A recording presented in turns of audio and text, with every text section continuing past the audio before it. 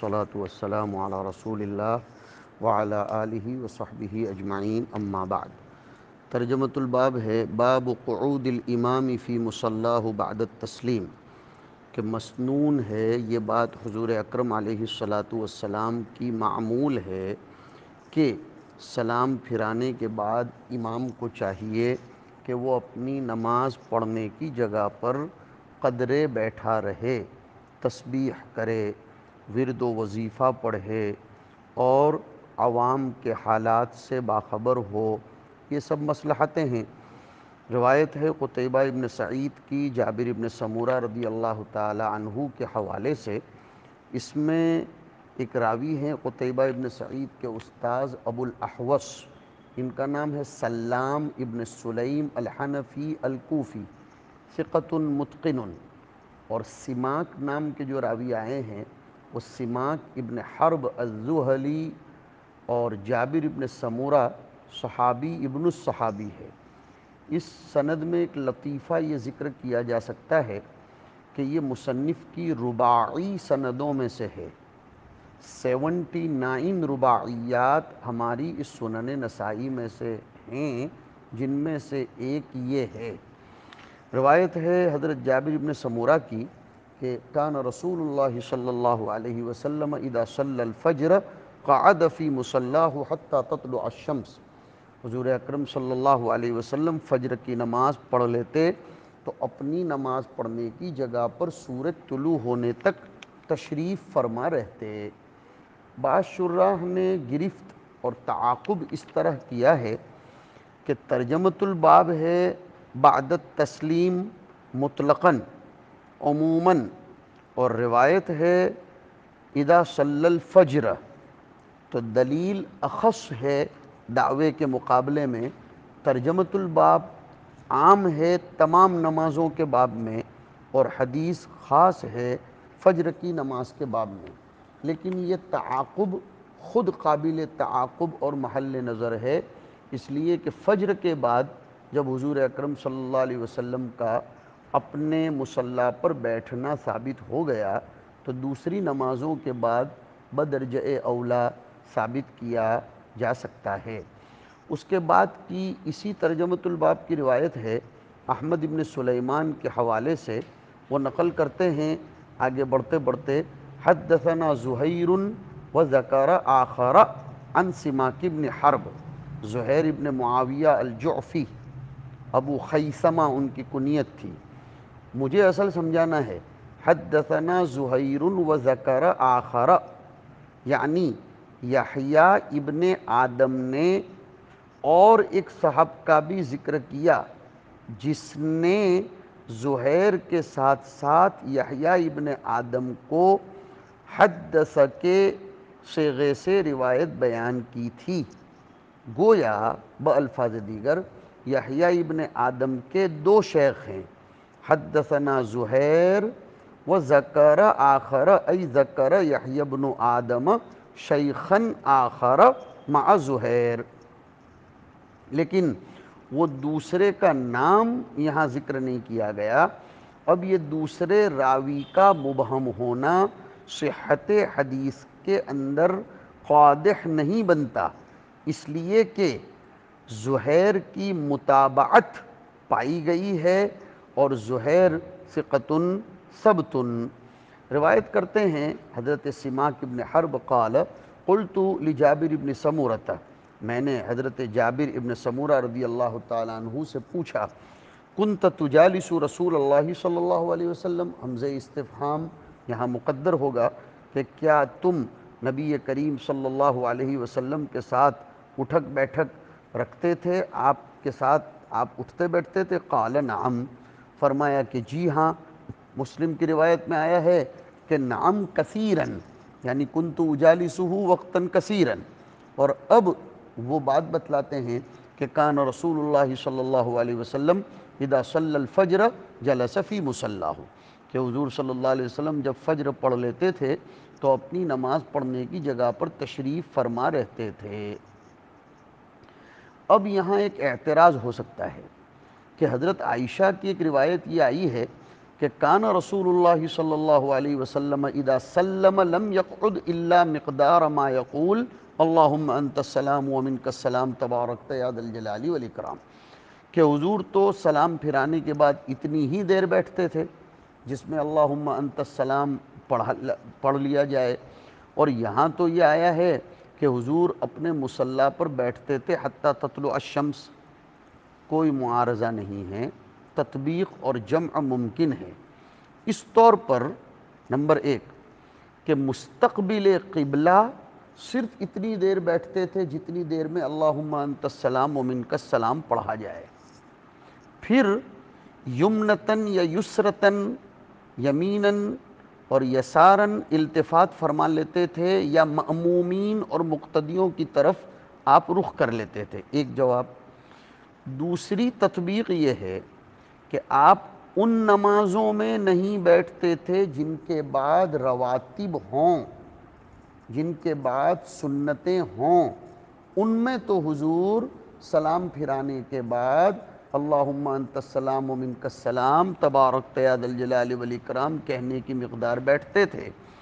فجر کے بعد چونکہ رواتب نہیں ہیں، اس لیے حضور حتی تطلع الشمس تشریف فرما رہتے تھے۔ فیتحدث اصحابہ، حضور صلی اللہ علیہ وسلم اپنے صحابہ سے باتیں کرتے تھے، ان اعمال کا تذکرہ کرتے تھے جن کو انہوں نے اپنے غیر مسلم ہونے کی حالت میں کیا تھا، یذکرون حدیث الجاہلیہ آیا ہے، اور ان اعمال کا تذکرہ استقباحاً کرتے تھے، فخراً اور اعتزازاً نہیں، ان کی قباحت کے ساتھ ذکر کرتے تھے کہ اللہ کا شکر ہے کہ اللہ نے ہمیں ایسے ایسے حالات سے نکالا۔ جیسے بعض مقررین کو دیکھا ہوگا وہ زمانے جاہلیت کی منظر کشی کرتے ہیں، تو وہ منظر کشی اصل میں بضدھا تتبین الاشیاء اس لیے کی جاتی تھی۔ وَيُنشِدُونَ الشِّعْرَ، اور صحابہ کرام شعر پڑھتے تھے۔ شعر کہتے ہیں الکلام المقفى الموزون باوزان مخصوصۃ قصدا، وہ کلام جو قافیہ بندی والا ہو، مخصوص اوزان کے ساتھ ہو، اور قصداً اس کو پڑھا گیا ہو۔ لہذا جو کلام اتفاقی طور پر ہو جائے اور وہ وزن والا ہو، قافیہ والا ہو، تو وہ چونکہ قصداً نہیں ہے اس لیے اسے شعر نہیں کہا جائے گا۔ جیسے حضور پاک علیہ السلام کا وہ قول هل انت الا اصبعا دمیتی یا دمیتی وفی سبیل اللہ ما لقیتی، کہ حضور اکرم صلی اللہ علیہ وسلم کی زبان مبارک سے اتفاقی طور پر نکلا ہوا شعر تھا، قصداً نہیں تھا۔ اور علامہ سندھی رحمۃ اللہ علیہ نے لکھا ہے کہ وَيُنشِدُونَ الشِّعْرَ، ایسے اشعار پڑھتے تھے جو نصیحتوں پر مشتمل ہوں، قبائح جس میں نہ پائے جاتے ہوں، ہزلیہ اور غزلیہ اشعار نہ ہوں۔ لہذا مسجد میں اشعار پڑھنا کیسے پایا گیا، اس کا جواب میں دے چکا۔ وَيَتَبَسَّمُ صلی اللہ علیہ وسلم، حضور صلی اللہ علیہ وسلم زیر لب مسکراتے تھے۔ ترجمۃ الباب کے لیے تو وہ جملہ ہے کہ اذا صلی الفجر جلس فی مصلاہ حتی تطلع الشمس، ثابت ہو گیا کہ حضور پاک علیہ السلام تشریف فرما رہتے تھے۔ ما بعد صلاۃ الصبح کے وقت کی فضیلت بھی ثابت ہوئی کہ حضور اس وقت کو ذکر اللہ کے لیے خاص کرتے تھے۔ اس سے یہ بھی ثابت ہوا کہ مسجد میں بیٹھ کر زمانے جاہلیت کے ایام کے تذکرے استقباحاً اور شکراً لایام الہدایت جائز ہے۔ مسجد میں شعر حسن کے پڑھنے کے جواز کا بھی ثبوت ہے، اور ضحک اور تبسم کا بھی ثبوت ہو رہا ہے۔ اس کے بعد کا ترجمۃ الباب ہے باب الانصراف من الصلاۃ۔ مصنف رحمۃ اللہ علیہ کا مقصد اس ترجمۃ الباب سے یہ ہے کہ نماز کے بعد انصراف مشروع ہے۔ نماز کے بعد دونوں طرف سے آدمی اٹھ کر جا سکتا ہے۔ انصراف کا مطلب نماز کے بعد سلام پھیر کر اٹھ کر جانا، انصراف۔ اٹھ کر جانا، چاہے آپ دائیں جانب سے اٹھ کر جائیں یا بائیں جانب سے اٹھ کر جائیں، یا انصراف کا مطلب رخ پھیرنا، دائیں جانب ہو یا بائیں جانب ہو، انصراف عن الجہتین یہ دونوں برابر ہے۔ جو بھی اسہل اور ایسر ہو مصلی اور امام کے لیے، دونوں کو اختیار کیا جا سکتا ہے۔ ابو داؤد شریف کی روایت میں آیا کہ لا یجعل احدکم للشیطان نصیبا، تم میں سے کوئی اس کو لازم نہ کر لے کہ نماز کے بعد دائیں جانب ہی پھرا جائے، دائیں جانب ہی سے ہٹا جائے، یا دائیں جانب ہی کے مقتدیوں کا رخ کیا جائے، جو طریقہ اسہل و ایسر ہو۔ روایت ہے پہلی قتیبہ ابن سعید کے حوالے سے سدی تک جاتے ہوئے کہ سألت انس بن مالک، سدی اسماعیل ابن عبد الرحمن ابن ابی کریمہ، انہیں سدی کبیر کہتے ہیں، وہ جامع مسجد کے دروازے کے سد پر اور اس کی چوکھٹ پر بیٹھا کرتے تھے، اس لیے ان کو سدی کہا گیا۔ متکلم فی راوی ہیں صدوق یہیم، اور رمی بالتشیع۔ حضرت انس بن مالک رضی اللہ تعالیٰ عنہ سے سدی نے پوچھا کہ کیف انصرف اذا صلیت عن یمینی او عن یساری، کہ میں جب نماز سے فارغ ہو چکوں تو میں کس طرف سے اپنا رخ پلٹوں، دائیں جانب سے یا بائیں جانب سے؟ قال، تو سیدنا انس بن مالک رضی اللہ تعالیٰ عنہ نے فرمایا اما انا فاکثر ما رأیت رسول اللہ صلی اللہ علیہ وسلم ینصرف عن یمینہ، میں نے زیادہ تر تو حضور اکرم صلی اللہ علیہ وسلم کو دائیں جانب سے رخ کرتے ہوئے اور ہٹتے ہوئے دیکھا ہے، زیادہ تر دیکھا ہے، ضروری نہیں ہے۔ زیادہ تر حضور اکرم صلی اللہ علیہ وسلم دائیں جانب سے اپنا رخ پھیرتے تھے۔ یہ حدیث بھی سند کے اعتبار سے رباعیات کتاب میں سے ہے، اور حضرت انس رضی اللہ تعالیٰ عنہ کا پایا جانا یہ مکثرین سبعہ میں سے ہے، جنہوں نے 2286 روایتیں نقل کی ہیں، اور بصرہ میں انتقال کرنے والے آخری صحابی ہے، سن 92 یا 93 میں ان کا انتقال ہوا، 100 سے تجاوز کر گئی تھی ان کی عمر۔ ابن مسعود رضی اللہ تعالیٰ عنہ کی ایک روایت آگے آ رہی ہے، ہم اس میں ذکر کریں گے۔ یہاں اس بات کو یاد رکھو کہ حضور اکرم علیہ الصلاۃ والسلام کے بعد میں حضرت عبداللہ ابن مسعود یہ فرماتے ہیں کہ حضور یسار کی طرف سے انصراف فرماتے تھے، اس لیے کہ حضور کے حجرات مبارکہ، آپ کے بیوت، آپ کے دولت کدے، یہ من جہت الیسار ہوتے تھے۔ مسجد میں قبلے کی طرف سے سلام پھیرنے کے بعد جب حضور بائیں جانب کا رخ زیادہ اس لیے کرتے تھے کہ بائیں جانب آپ کے کمرے اور حجرے تھے، مسجد نبوی کے جائے وقوع کو دیکھے ہوئے لوگ اس کو سمجھ سکتے ہیں۔ ابن مسعود کی روایت میں یہ آیا کہ اکثر انصراف جانب یسار پر ہوتا تھا، کوئی تعارض نہیں ہونا چاہیے، اس لیے کہ دونوں حدیثوں کا لازم یہ ہے کہ کبھی یہ کرتے تھے کبھی وہ کرتے تھے، دونوں امر کا جواز ثابت ہو رہا ہے۔ ابن مسعود نے جو تختیہ کیا ہے وہ اس اعتقاد پر کہ کوئی اس کو واجب نہ سمجھے، ضروری نہ سمجھ بیٹھے، ورنہ یمین افضل ہے مگر افضل بلا وجوب کے کہا جائے گا۔ حضور صلی اللہ علیہ وسلم کی اکثر و بیشتر ضرورت نماز سے فارغ ہو کر ذہاب الی البیت کی ہوتی تھی، اور آپ کا بیت مبارک یسار کی طرف ہوتا تھا، اس لیے آپ کا اکثر ذہاب بھی یسار کی طرف ہوا کرتا تھا، ورنہ حضور کو تیمن، نون سے تیمن، جانب یمین پسند تھا، اس میں تو کسی کو کوئی شک نہیں ہونا چاہیے۔ اس کے بعد کی روایت ہے ابو حفص عمرو بن علی کے حوالے سے جا رہی ہے حضرت عبداللہ ابن مسعود تک، جو میں نے ابو داؤد کے حوالے سے بھی ابھی سنائی کہ لا یجعلن احدکم للشیطان من نفسه جزءا یرى ان حتما علیہ الا ینصرف الا عن یمینہ لقد رأیت رسول اللہ صلی اللہ علیہ وسلم اکثر انصرافہ عن یسارہ۔ تم میں سے کوئی شخص ہرگز شیطان کے لیے اپنی طرف سے کوئی جز مقرر نہ کرے۔ کیا مطلب شیطان کے لیے جز مقرر نہ کرے؟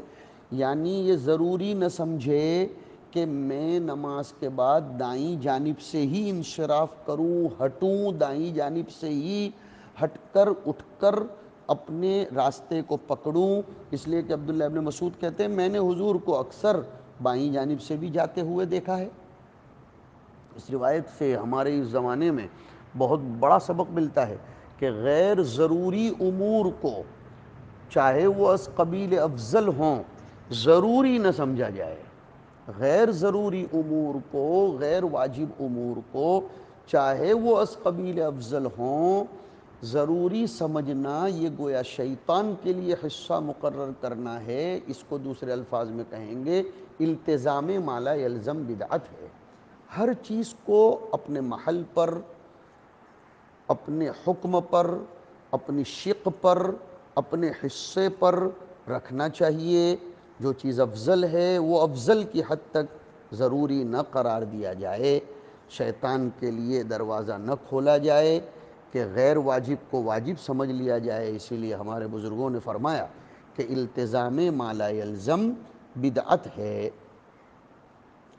ان حتماً علیہ اللہ ینصرف الا عن یمینہ، یہ غلط ہے، ایسا نہیں ہونا چاہیے۔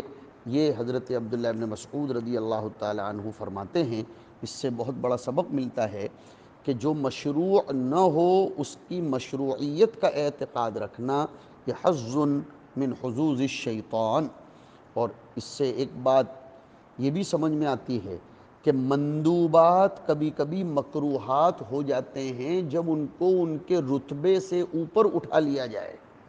وہ کیسے؟ طلبہ توجہ دیں گے کہ تیمم، جانب یمین کو اختیار کرنا ہر چیز میں مستحب ہے، امور عبادت میں خاص طور پر، لیکن جب ابن مسعود نے یہ سمجھا کہ اس تیمم کے وجوب کا اعتقاد کر لیں گے تو اس کی کراہت کی طرف لا یجعلن احدکم للشیطان جزءا کہہ کر اشارہ فرمایا، تو پتہ چلا کہ ان المندوبات قد تنقلب مکروہات اذا رفعت عن رتبتها۔ یہ قاعدہ یاد رکھا جائے۔ اس کے بعد کی سند ہے اسحاق ابن ابراہیم کے حوالے سے جا رہی ہے سیدہ عائشہ رضی اللہ تعالی عنہا تک، قالت رأیت رسول اللہ صلی اللہ علیہ وسلم یشرب قائما وقاعدا ویصلی حافیا ومنتعلا وینصرف عن یمینہ وعن شمالہ۔ زبردست روایت کہ میں نے نبی کریم صلی اللہ علیہ وسلم کو کبھی بوقت ضرورت کھڑے ہو کر بھی پانی پیتے ہوئے دیکھا اور بیٹھ کر بھی پانی پیتے ہوئے دیکھا، کبھی جوتے پہن کر تو کبھی برہنہ پا چلتے ہوئے بھی دیکھا، کبھی آپ نماز کے بعد دائیں جانب سے ہٹ کر اٹھ کر جاتے تھے اور کبھی بائیں جانب سے اٹھ کر جاتے تھے۔